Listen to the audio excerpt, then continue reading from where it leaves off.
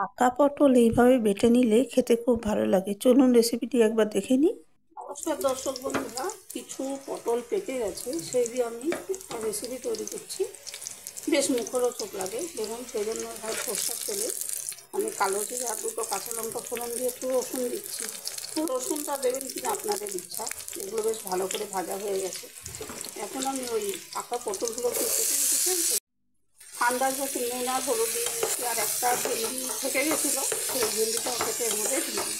এবারে খুব ভালো করে পটলগুলো আমি ভেজে নেব।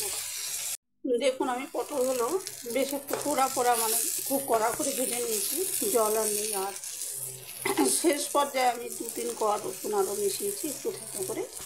আর এই রসুনটা কিন্তু আগের মতো খুব বেশি কড়া করে ভাজবো না, এটা হালকা কাঁচা গন্ধটা কমে গেলেই আমি এটা আঁচটা বন্ধ করে দেবো, তারপর ঠান্ডা করে নেবো। দেখুন, আমার ওটা শেষে যে রসুনটা মিশিয়েছিলাম হালকা ভাজা হয়ে গেছে, এখন আমি অফ করে দিচ্ছি।